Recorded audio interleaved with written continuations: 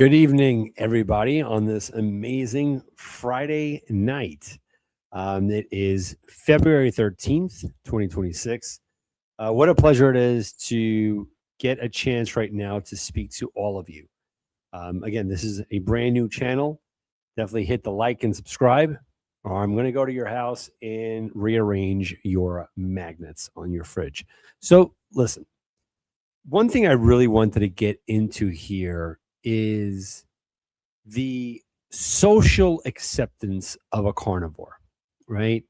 Normally, when you hang out with your friends, personal experience, we would go to a bar, a lounge, a restaurant, and you enjoy each other's company.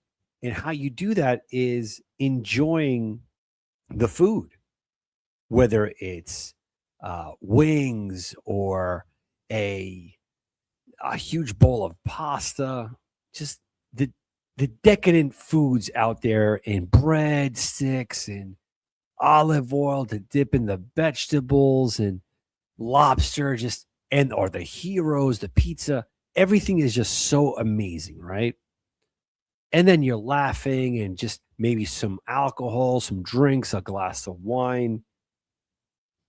And there's no talk about health, nothing whatsoever. You guys are just going full throttle at it. Then there's an epiphany. Walking through life, and you're like, you know what? You're looking yourself in the mirror.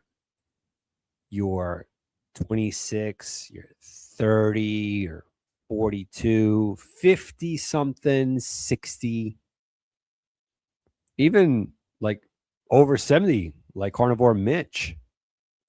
And you start thinking to yourself, and you're like, you know what? Something's got to give because I'm walking and I wake up and I'm already in pain.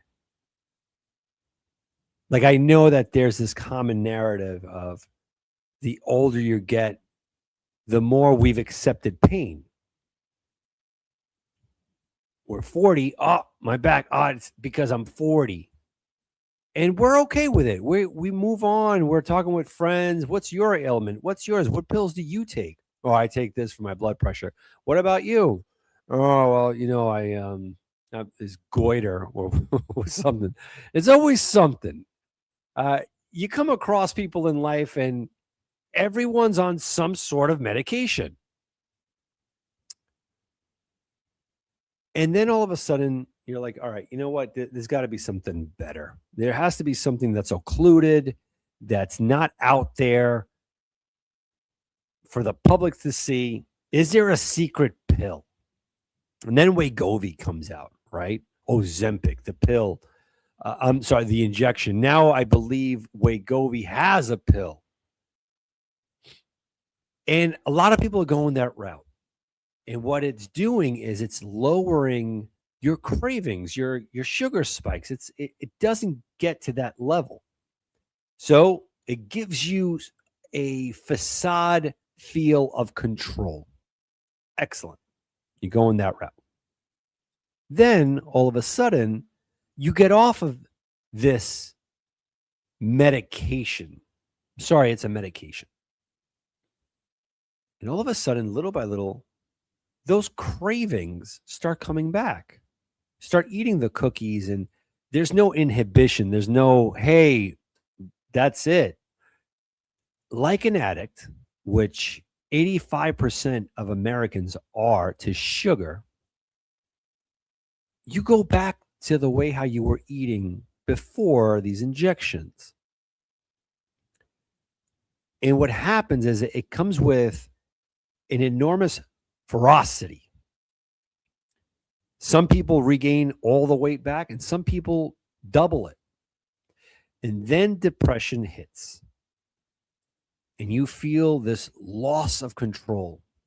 And you're like, oh my goodness, I felt great. I looked great. The mirror was there. And again, you're 30, 20 something, 40.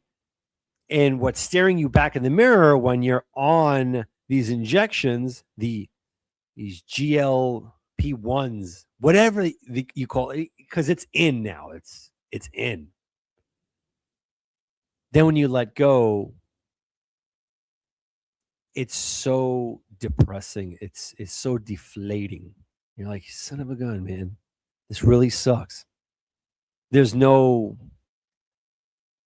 let me go back onto the horse. No, it's right. Your mindset is I need to go back on this.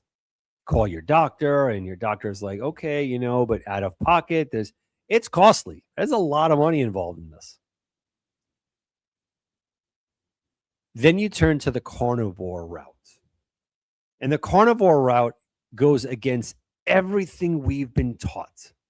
Everything. We've been taught to eat a minimum 3 times a day. Minimum. Breakfast, lunch, and dinner. You need your nutrients. You need your vitamins. Saturated fats, eliminate them. You do not need them in your life. Salts, when you get it to a certain age, salts spikes your blood pressure. And be careful with the blood pressure, because before you know it, croak, you're done. Okay. And red meat, don't even think about eating more than 1 steak a week, because that causes cholesterol, heart diseases, and before you know it, you can't eat too much. And your stomach, your stomach can only digest so much meat, and then you become constipated. I mean, you wouldn't want that, right? Oh, okay. 40, 50 years have gone by, and people ate that bull crap. I was severely overweight.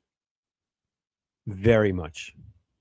This was me, right? That this is normal. In today's way of life, what you see here is completely acceptable. You go out with your friends, you eat, you drink a beer, all good. You're laughing it up, scarfing down wine. Oh, this is good. Oh, let me get this one, caviar, everything. Not a word of friends telling you, hey, can we have a one-to-one? I don't want to intrude here, and I know this is frowned upon, but you might need some help here. Do you have that in you to tell a friend, hey, you're going the wrong path? How can I help you? See, there's one thing to humiliate someone, but there's another route to do what is necessary to help a brother or a sister. But not just say, hey, man, you need some help, and that's it. No, be active. Take that task on and help your friend. But many times we have to look in the mirror, because when I decided to go on this carnivore diet and I started looking more like this at this point, this is where I was being asked, what are you doing? I'm eating, steak. What? I don't know, man. Steak is no good for you. What else are you doing? I'm eating grass-fed butter. Butter? No. You don't want to eat that. That's no good for you. What else are you doing? I'm exercising. Well, you got to limit exercise at least 2 times a week, Oh, okay. All right. And what else you doing? Just eating once a day. Once a day. You're going to be malnourished. That's the picture that you see here. That's malnourishment. This is healthy as an ox. Again, I have ways to go for my physique, right? But where I'm at right now, I have no brain fog. I don't search for actual words and like, oh, what is this?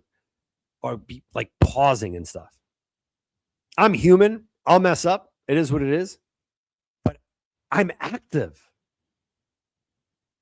Like, I have not felt like this. I'm 44, man. And I feel 20, 23. What is this? I have no ailments. I had ailments. I have a slip disc. Who doesn't, right? Knee operations, blown out elbow, migraine, like you name it, I had it. Like the walking Italian RoboCop. I don't have them anymore. I don't have those ailments. When I go running, I go for a run. I I don't lose breath. Maybe if I'm, playing football or whatever with a friend of mine, just sprinting, I might lose some breath, this and that. But I'm there. I'm in the moment. I'm not throwing the white flag. I can keep up with my kids. My kids tell me, yo, dad, I'm tired. When? When was that? When do you hear that? Oh, my kids are driving me crazy. There's so much energy. Yeah, I'm there. I'm at that level. That's the beauty of this way of a lifestyle. Now, you go out and your friends are like, "Hey, look, let's go to a restaurant." Okay, cool. So you sit down, your friends, the menu comes and you're looking at the menu. You're a little famished, you're a little hungry. All right. So your friend waiter comes. What would you like? I'd like shrimp scampi with some ziti, some bread on the side. I'll take a side of calamari. And you? I'll take the veal parmesan. Um, what else? Some garlic knots and a Coke. And you? Now here I am.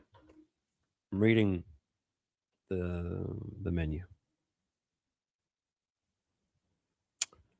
I'm okay. The waiter was like, "What? What do you mean you okay? I'm not eating. I'll grab some water, some ice. I'm good. I'm just here to enjoy each other's company." Now, he leaves very perplexed. Your friends at this point didn't expect this. They're used to you ordering, I don't know, manicotti, some maybe a steak with like mushroom sauce and all that good stuff. But you looked at the menu and you crossed off everything that is bad for you. Things that make you feel, you know what? This is going to hinder my health. Mm, no, not for me. Waiter leaves, and the first question that your friend asks is, "Are you okay? What's wrong? Why aren't you eating? Why aren't you eating? Why aren't you eating? Why aren't you eating?" That's what they see. But in your mind, you see a finished product. That's what you see. And you got to be honest with your friends. It's okay. It's okay to have the mindset of not hiding things because your journey is yours. And maybe you might spark an interest. Nothing's wrong. Just I'm trying something new. Unfortunately, I got a health scare. Keywords, folks. Health scare. These kind of power words and phrases alert your friends. What happened? What's going on? Well, and you can get into it. Now, when you get into it, don't make the other person feel horrible what they ate because they're gonna drop down some buku bucks. What's wrong? I had a health scare, and I have to be very careful on what I eat, and use the same tactics that society and the environment use for you. And they'll understand it because it's the same language. I'm not going to eat because, my blood pressure is high. My doctor, me, I'm my own physician. You are your own physician. My doctor said I got to be careful with the cholesterol. Cholesterol. Cholesterol, for you guys that think that it's bad because it's been demonized, cholesterol is essential for life, serving as a vital building block for cell membranes, your brain guy, cell membranes, yes, but also the makeup of your brains, producing steroid hormones like estrogen and testosterone. So, ladies and men, if you have low estrogen and low testosterone, it means you don't have enough fat intake. And I'm talking about the good fat. Even avocado. You want to go vegetarian? By all means, go for it. But actual fat from an animal, synthesizing vitamin D and creating bile acids for digestion. Yeah, cholesterol helps you in so many facets. Now, at this point, the food comes. And the first thing that they say is, oh, I'm sorry, man. I'm sorry. I got to eat in front of you. No, no, no. It's okay. No worries. Escape in your mind. Escape in your mind. Fast forward to is as if you ate really fast. Now you're at that point, and you start conversating with your friends. So, what did you do today? Oh yeah, okay, very good. Hey, how's the food? Is good? Yeah, yeah, yeah, it's good. And then they'll hit you back with the, "Oh, I'm sorry, eating." No, no, man, I'm good. This don't bother me. I'm good. More water, please. Mhm. And little by little, the meal ends, and the dessert comes. The dessert. Would you guys like some cake? Some tiramisu? At that point, it has to trigger you deep in your brain. What has sugar done to you? It made me lethargic. It made me beyond lazy, brain fog, back pain, knee surgery, addicted to food, irritable, pissed off, angry, not knowing how to be decisive.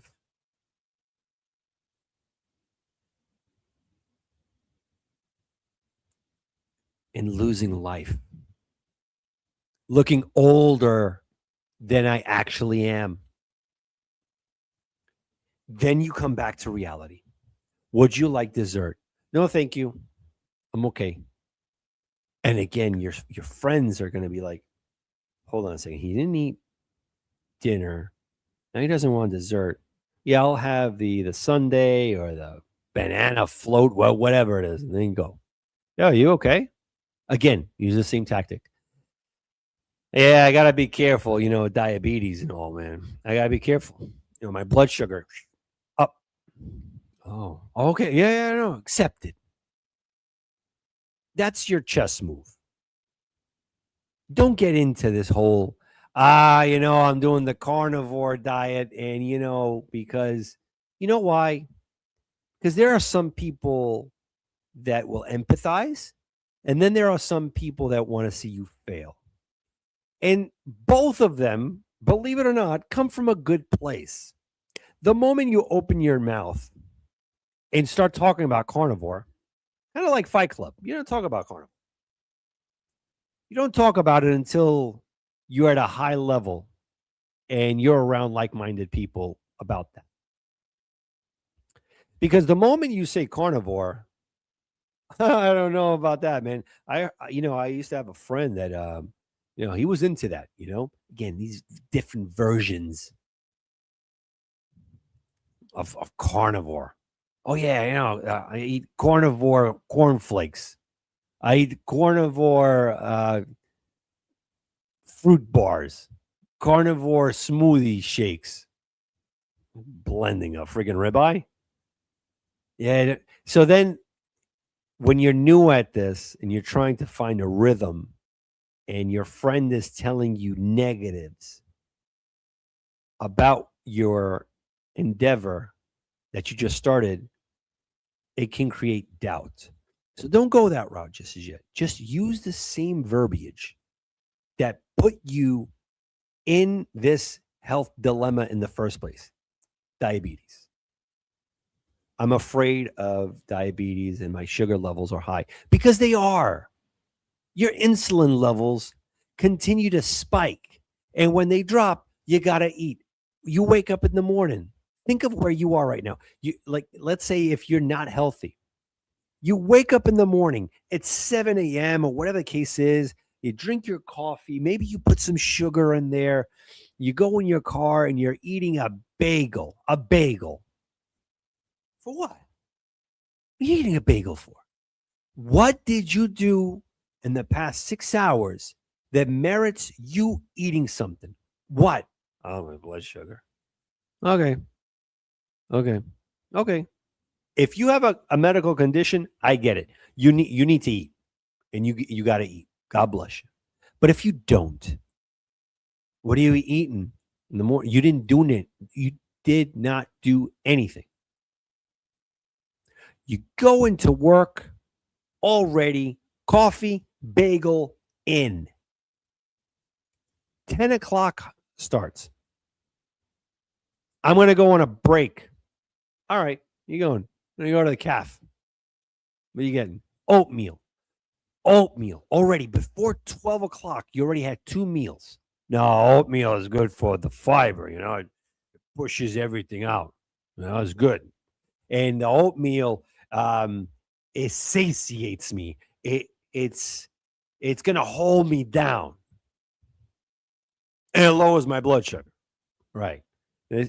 Oatmeal, carbohydrates, it spikes your blood sugar, and all of a sudden, this is supposed to lower your blood sugar. Yeah, good. Nice try, but you know what? Touche. American Heart Association. Well done. 12 o'clock comes. Hey, I'm going to take my break again.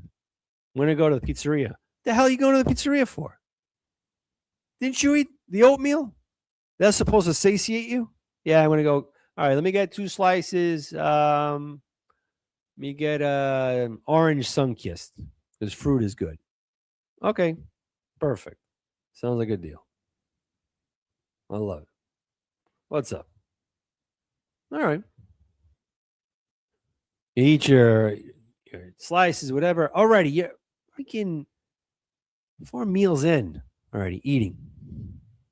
Okay, perfect. You go back to work and you are freaking drained. We've all been there.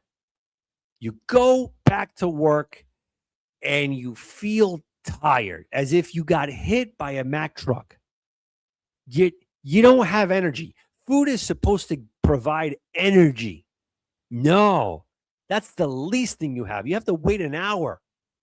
So you kind of wake up. You're dozing off. You're dozing off at work. You ate the bagel. You ate the oatmeal. You ate some pizza. Come on, man. Come on. All right, now you work and this and that. 4 o'clock comes. You punching out, up, going out, and at that point, I need a snack. Yeah, of course you need a snack. Freaking blood sugar dropped. I'm gonna go get a Nutri-Grain bar or banana. Let's go get a banana. It's healthy. A banana. Why not? Fruit is good in the wintertime because that's the season that fruits grow. Vegetables grow in that's it. Our ancestors had it all wrong. The hunters and gatherers, they had it all wrong. All of them. They would plant in the winter, right? That's when the soil is fertile, right? In the wintertime. No, guys.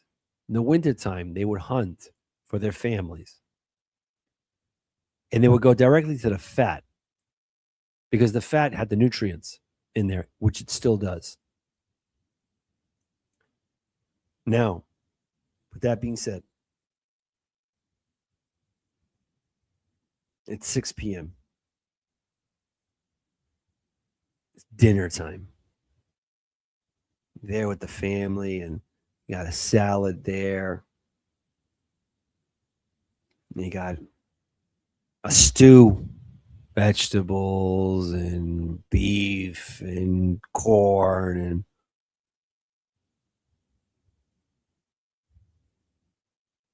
bread. You gotta dip it in the oil. Then you're done eating. You're gonna ice cream, something. Okay, eat. Your body at this point in the day is waving the white flag, saying, "Please, we're still trying to digest the bagel. Please stop. Give us a break." You know how your body talks to you when there's an influx of food after food after food? Inflammation. You start getting headaches. You start getting, oh my goodness, all this stuff. You start getting all this kind of issues. And then now you go to the doctor. Oh, yeah, your cholesterol is really high and all this stuff, you know? Oh, snap. You know? Hey, Jen, what's going on? So, a good friend of mine. So one thing led to another. Your body's saying, "Son of a gun, man, when is enough enough?"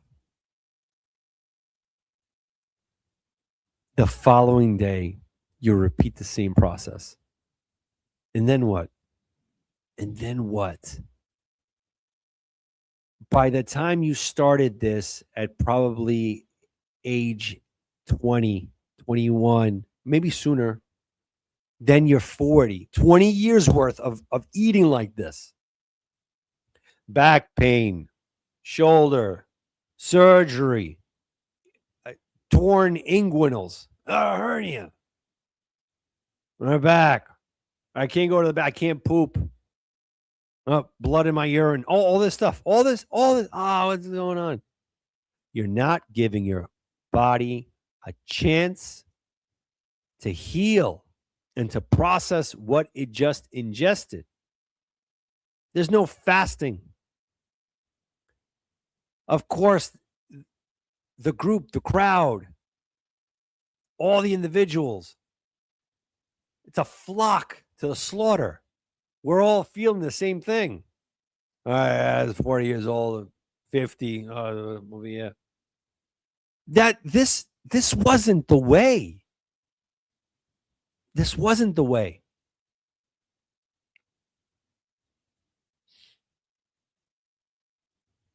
It wasn't how life was. It wasn't. People would live well into their hundreds, 125. When they're 80 years old, they look 50.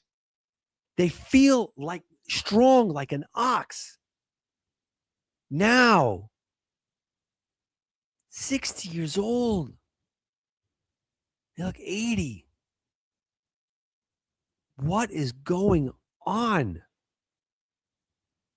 I know what's going on. I know what's going on.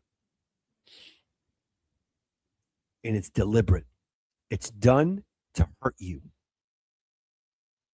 The pharmaceutical companies, they got a deal. The agricultural regime, all of this. They don't want you to fast.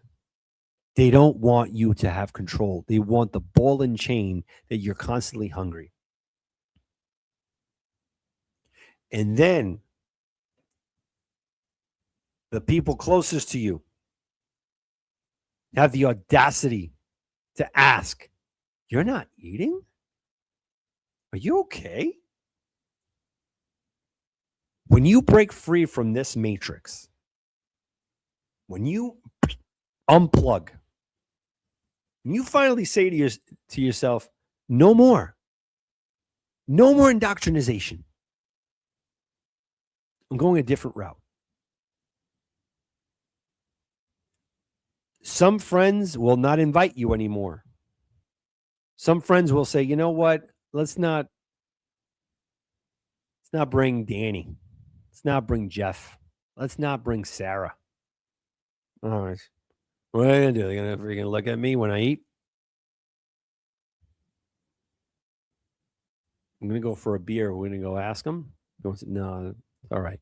We'll do something else. All right. The beauty of this whole thing is that you have a carnivore community, that there's people that are like-minded. Let me say this. Carnivore is not the end all, cure all for everything. I think the common denominator here is fasting. See, I used to eat easily 10 times a day. I had an eating disorder. And again, I'm not alone in that boat. There's that millions of people in the United States that have eating disorders due to the fact because they are a product of this system that needs you sick. I wasn't eating a slice of pizza. I wasn't eating one beef patty. I was eating for two. I couldn't stop. Potato chips by the bag, Oreo sleeves, eating on the couch. And again, I've never done heroin, but I've studied it. When you zone out and your eyes are going backwards, you're watching TV and it becomes so addictive that every day I had to get to that high, eat to the point of bliss. My eyes are done. There's something called the microbiome in your gut. They call that the second brain. Let me tell you something. Those little critters in there, they know exactly what they want. And they will make it a living hell when you try to tell them who's the boss. Be the Tony Danza, man. Take charge, and you can do this. Now, again, Christmas parties, going out at the beach, hanging out, people will accept you. Those that don't, well, it is what it is. Family. Some families will accept it. Some will always have something to say. This is part of growing.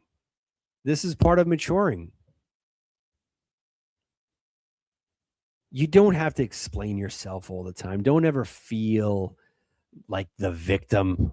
Oh, why can't he just leave me alone? This is the way how I eat, and I can bring your own food. You go to a function, bring your own food. Yeah, that's a mistake. And eventually they're gonna, all right, yeah, this is Dan. This freaking guy brings his own ribeyes. All right. And you just go as normal. Life moves on. People will say, all right, you know what? He's doing something and it's working. He was very big. He was breathing heavy. He wasn't healthy. This is working for him. Like that. That's why, like, I'm not like, so anti-veganism, vegetarian. If that works for you and that got your life straight, may God continue to bless you. That works for you. But hot diggity dang, man. Don't take it so personal when you're socializing and people can't wrap their heads around it. It's okay. No problem. It is what it is. You're going to have a lot of doubters, but you took charge. The same ones that didn't say anything when you were overweight, are going to be there at the end, most likely, and tell you, wow, man, you look great. I don't agree how you did it, you know. Okay. I agree to disagree. Move on. Choose your battles. It's okay. I'm just so appreciative right now of talking about this. It's therapeutic for me because I've been there. I was there where, you want to be part of the crew. You get invited maybe to someone's house and you're like, no, I'm good. I'm okay. You're not being disrespectful. You're not. I'm just saying no. I'm okay. And just remember, this is your health. This is your life. You only got one shot at this. God gave you one shot. Make it count. Eat right, live by the word. Fast. Fasting is healthy. So many nations do it, so many religions do it. You think clearly when you fast. I really hope that this episode did help you right now on your journey. Even like when I go on road trips, I'll bring my air fryer. I go with the family. We have a blast. We'll go to a restaurant.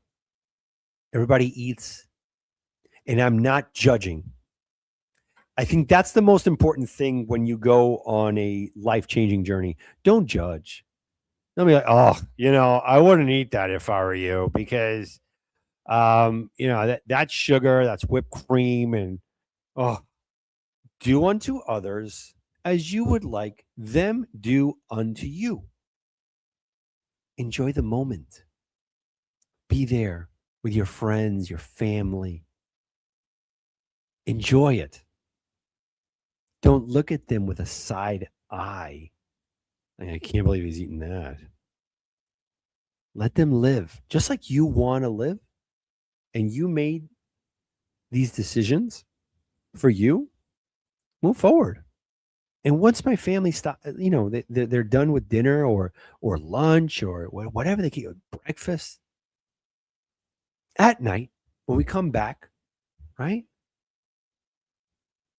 We go to the hotel, plug in my air fryer, put my ribeye in there,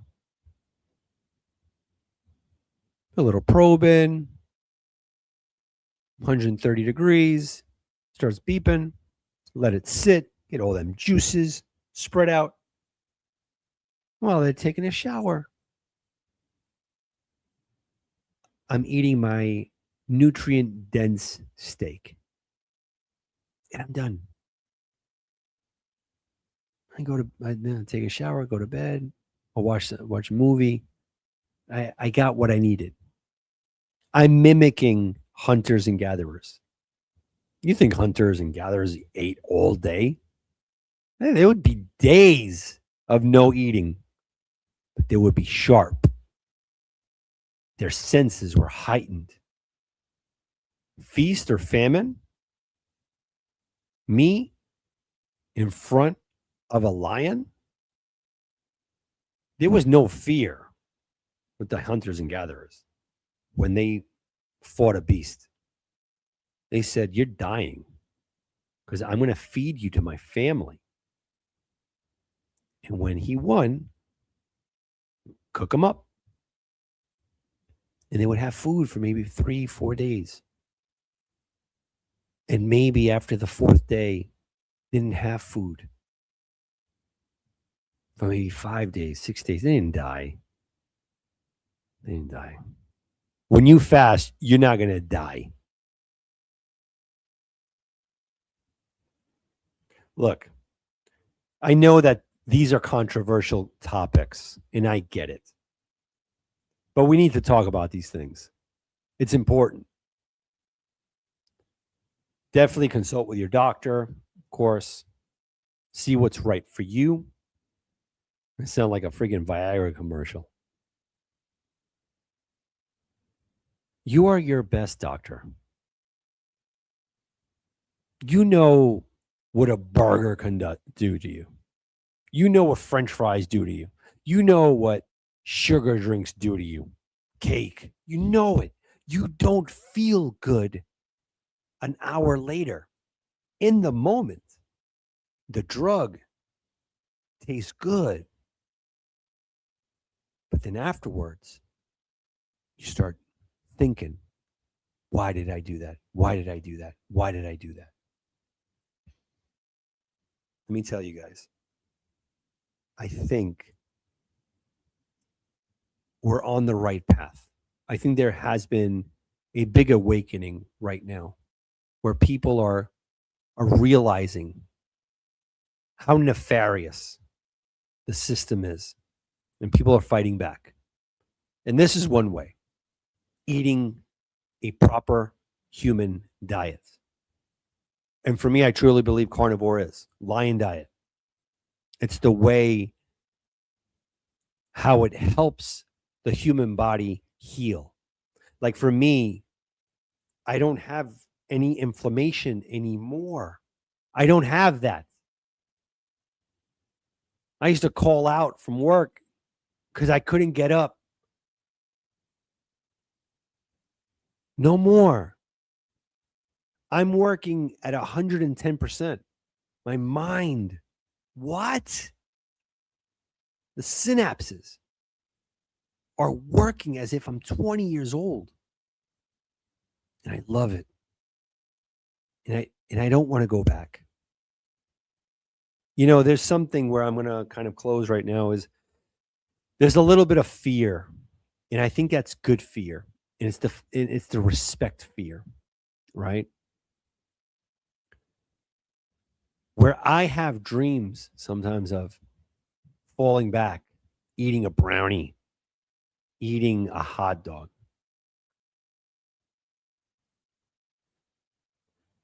And I think in that moment, man, you're going back. You're going back, aren't you? And I wake up. And then during the day, it's a constant war too. Not that I think of food. I don't. That's the beauty of this whole thing is that I don't think about food anymore. I used to, like incessantly. Food all over the time, all over the place. Not anymore. I don't have that anymore. And I'm okay. Now I think of, all right, here comes that temptation. It's that mind. It becomes spiritual. No, this ain't for me. Nope. This cupcake, this sandwich, fried chicken, it's not for me. No. The power of no goes a long way. You know, just enjoying life. Like I wake up. It's one of the things that I've noticed is waking up when I'm ready to start my day. I thank God. Like at the moment my eyes open, I remember when I used to say, "Oh man, I wish I could go back to bed. I wish I could sleep in. I wish I could maybe call out sick and oh man, but today I gotta mow the lawn. I gotta do this. I gotta take the kids to the dance. And no, now I look forward to a Monday. Are you gonna think I'm nuts? I'm one of those where I love a Monday because I appreciate the start of something new. I love this. This is it. This is what I wanted.